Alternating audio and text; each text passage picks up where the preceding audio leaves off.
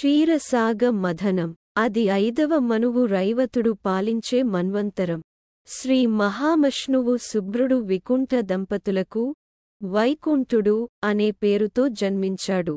అన్ని లోకాల కంటే ఉత్తమమైన వైకుంఠం అనే లోకాన్ని సృష్టించాడు. అతనిని లక్ష్మీదేవి స్వయంగా పెండ్లి చేసుకుంది.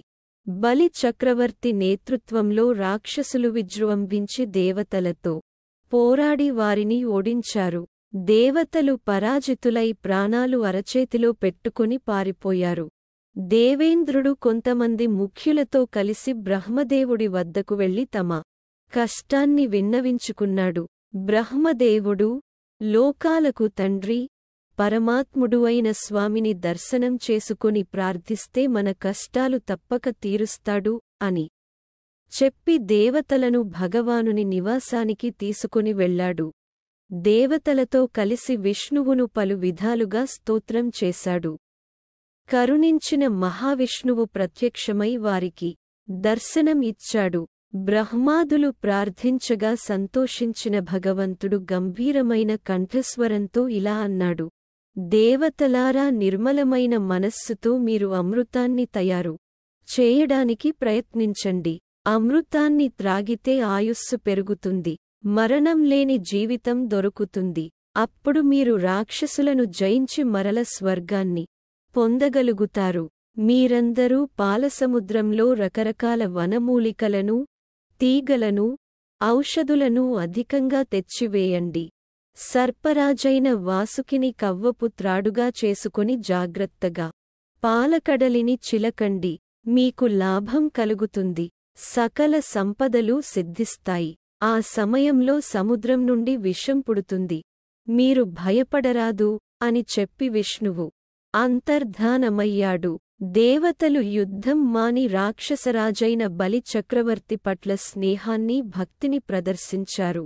దేవేంద్రుడు రాక్షస వీరులతో, మనం అక్కచెల్లెండ్ర బిడ్డలం, మనకింకా విరోధం వద్దు, బలి చక్రవర్తి ఆజ్ఞకు కట్టుబడి ఉందాం, కలిసికట్టుగా బ్రతుకుదాం అని నచ్చచెప్పాడు.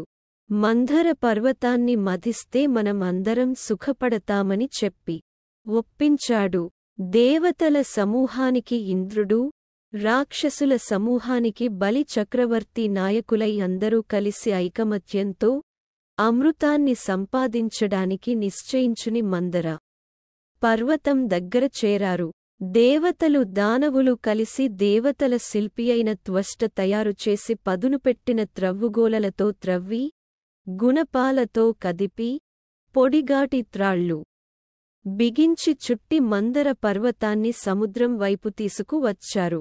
కాని దాని బరువు మోయలేకపోవడంతో ఆ పర్వతం పక్కకు ఒరిగిపోయింది. కొంతమంది దేవతలు, రాక్షసులు దాని క్రింద నలిగి చనిపోయారు. కష్టాన్ని ఓర్చుకోలేక అందరూ దుఃఖించారు. ఈ పని ఎందుకు మొదలు పెట్టామా అని తమని తాము నిందించుకున్నారు. అప్పుడు విష్ణుమూర్తి దయతో వారి ఆపద గ్రహించి గరుడునిపై కూర్చొని గదతో బంతివలె ఆ మందర పర్వతాన్ని నేర్పుగా నిలబెట్టాడు. గరుడు సముద్రం గట్టు వరకు విష్ణుమూర్తిని, మందర పర్వతాన్ని తన మోపుపై తీసుకువచ్చి వదిలిపెట్టాడు. దేవతలు, రాక్షసులు సర్పరాజైన వాసుకిని పిలిచి అమృతంలో భాగం ఇస్తామని నచ్చచెప్పి కవ్వపుత్రాడుగా ఉండడానికి ఒప్పించారు. నొప్పి తెలియకుండా మందర పర్వతాన్ని చదును చేసి వాసుకిని త్రాడుగా చుట్టి పాలసముద్రాన్ని కుండలాగా చిలకడం మొదలెట్టారు. ఇరుగు వర్గాల వారు వాసుకి తలవైపున పట్టుకోవడానికి వాదులాట ప్రారంభించారు. మాకు పౌరుషం ఉంది, మేము వాసుకి పడగ పట్టుకుంటాం, మీరు తోక పట్టుకోండి అని రాక్షసులు దేవతలతో గర్వంగా చెప్పేసరికి విష్ణుమూర్తి నవ్వుతూ అంగీకరించాడు.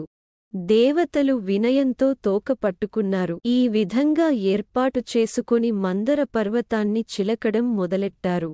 కాని కొండ అడుగున కుదురు లేనందువలన పర్వతం బరువై సముద్రంలో మునిగింది. రాక్షసులు, దేవతలు అందరూ గడగడ వణికారు.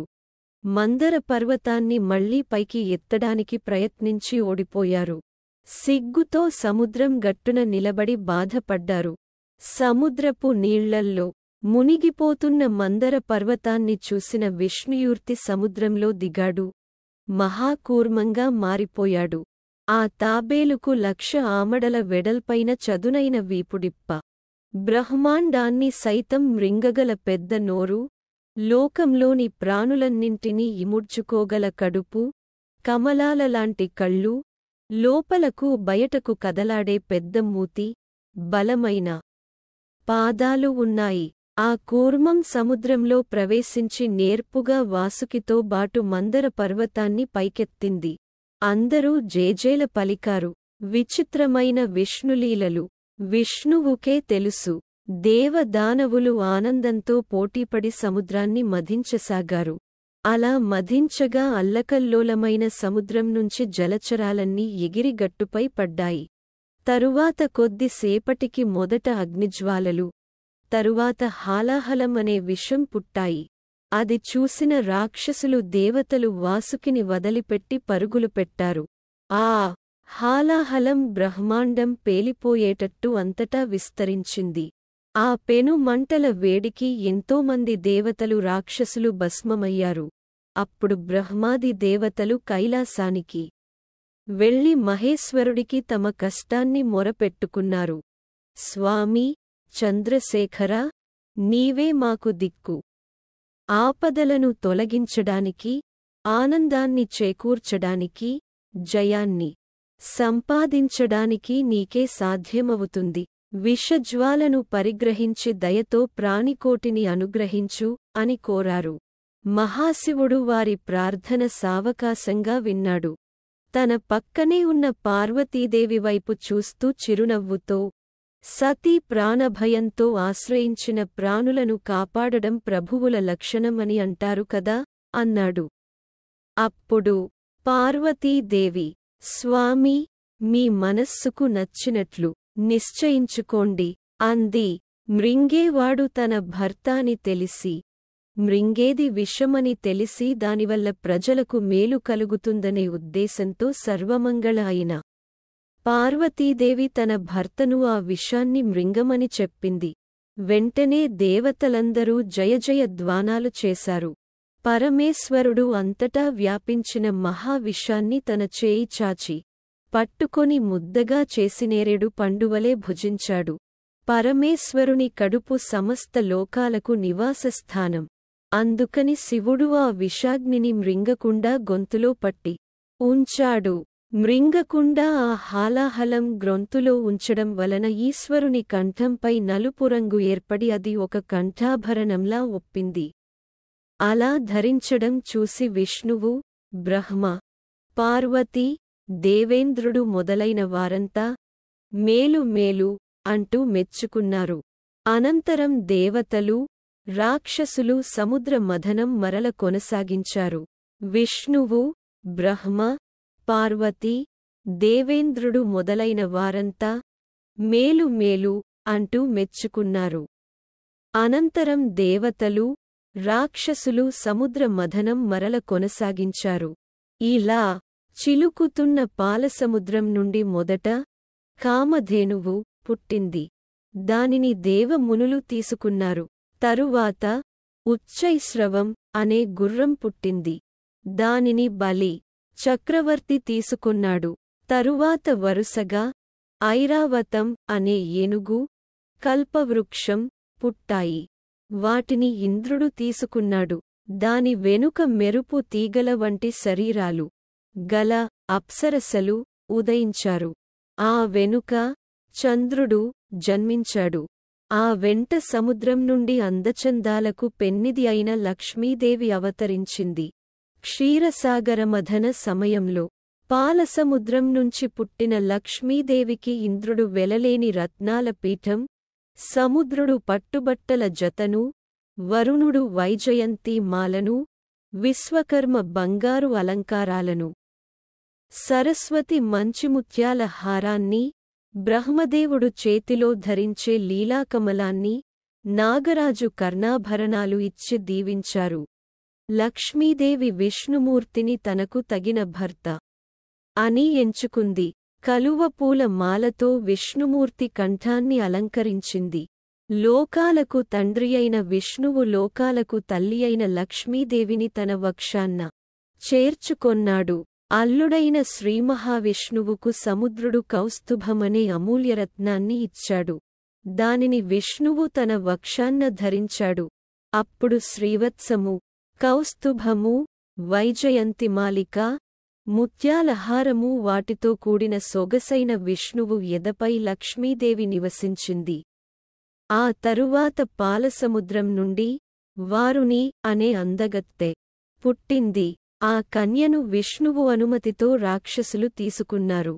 చిలకగా చివరకు ఆ సముద్రం నుండి అమృతపాత్రతో సహా ధన్వంతరి అనే దివ్యపురుషుడు ఉదయించాడు. ధన్వంతరి సముద్రం నుండి రాగానే అతని చేతిలోని అమృత కలశాన్ని రాక్షసులు చూచారు. ఎగబడి ఆయన చేతులలో నుంచి కలశాన్ని లాగుకొని దానిని అపహరించారు. అప్పుడు భయంతో దేవతలు వెళ్లి విష్ణువుతో మొరపెట్టుకున్నారు. దేవతల దుఃఖాన్ని చూచిన పరమాత్మ, మీరు బాధపడకండి, నా మాయతో మీ కోరికను నేను సాధిస్తాను అన్నాడు. అమృతభాండాన్ని ఎత్తుకు వెళ్లిన తరువాత రాక్షసుల మధ్య చీలిక వచ్చింది. కొంతమంది ఇలాగ ఎత్తుకు రావడం తగదు, ఒడంబడిక ప్రకారం దేవతలతో కలిసి పంచుకోవాని అని వాదించారు. అలా వాదించుకుంటూ ఒకరి దగ్గర నుంచి ఇంకొకరు లాక్కుంటూ గొడవపడుతూ ఉన్నారు. అప్పుడు విష్ణువు మెల్లగా తనలో తాను నవ్వుకున్నాడు. అమరుల కోరిక నెరవేర్చడం కోసం మోహిని రూపం ధరించాడు. మోహిని వేషధారిణియైన శ్రీమహావిష్ణువు లోకాలన్నిటినీ మోహంలో ముంచగల మోహన రూపం కలిగి ఉన్నాడు. జిగేలుమనే కడగండి చూపులతో చూసి మళ్లీ రెప్పలు మూసేది. అందంగా చిరునవ్వులు చిలకరించి ఎర్రని పెదవిని మెలికపెట్టేది. పైటను రాల్చి నెమ్మదిగా సర్దుకొనేది. ఆమె దూరంగా తిరుగుతుంటే రాక్షస వీరులు చూశారు. జవరాలా, నీ పేరేమిటి? ఎక్కడ నుండి ఇక్కడకు వచ్చావు?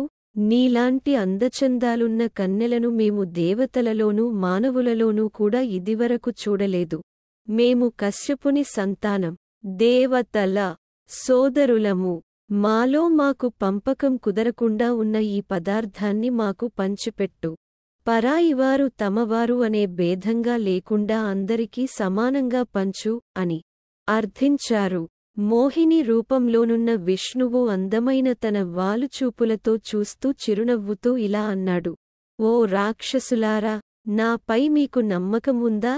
పరిచయం లేని అందగత్తెలను నమ్మరాదని పెద్దలు అంటారు కదా. అయినా సరే మీరు నన్ను నమ్మారు కాబట్టి శక్తివంచన లేకుండా చక్కగా పంచుతానులేండి.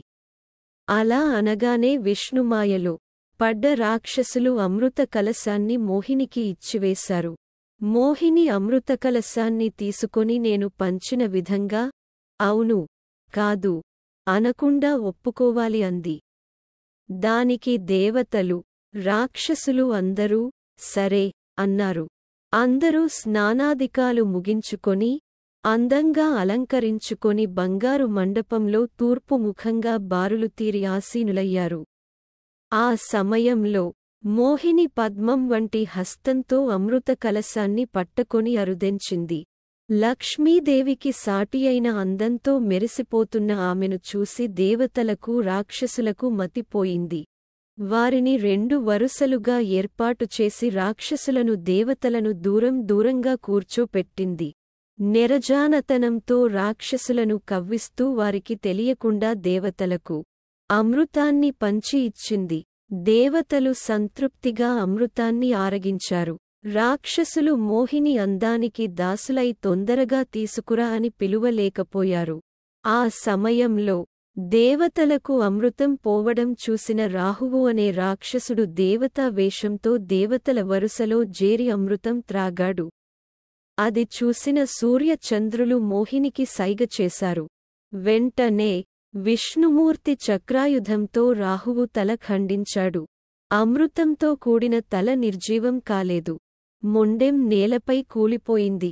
విష్ణువు ఒక్క చుక్క కూడా వదలకుండా అమృతమంతా దేవతలకు పోసి తన నిజరూపాన్ని దాల్చాడు. ఇది చూసిన రాక్షసులు అమృతాన్ని త్రాగడం కోసం కష్టపడి సముద్రాన్ని చిలికి చివరకు అమృతం పొందలేకపోయామని దుఃఖించారు. విష్ణుభక్తిలేని వివేకహీనులు తాము కోరిన సంపదలను పొందలేరు. విష్ణుమూర్తి దేవతలను హెచ్చరించి గరుత్మంతుడిపై కూర్చొని తన నివాసానికి వెళ్ళిపోయాడు. తరువాత జరిగిన దేవాసుర యుద్ధంలో దేవతలు విజయం సాధించి మరల స్వర్గాన్ని సంపాదించుకున్నారు. సముద్రాన్ని చిలికేటప్పుడు సముద్ర మధ్యంలో మునిగిపోతున్న మందర పర్వతాన్ని మోయడం కోసం కూర్మావతారాన్ని ధరించిన విష్ణువు కథను వినినా, పాడినా, చదివినా సంసార సముద్రంలో మునిగిపోయే జనులు గొప్ప పుణ్యాన్ని, సుఖాన్ని పొందుతారు. శివుని హాలాహల భక్షణం కథను విన్నా, వ్రాసినా, చదివినా వారు భయానికి గురికారు. పాముల వల్లనూ, త్రేళ్ల వల్లనూ, అగ్ని వల్లనూ కష్టాన్ని పొందరు. మోహిని రూపం ధరించి ఆపదలో ఉన్న దేవతలకు అమృతాన్ని పంచిపెట్టిన ఆ విష్ణురూపాన్ని ఊహించి స్మరిస్తే అది మన జీవితంలోని పాపపు చీకట్లను రూపుమాపుతుంది.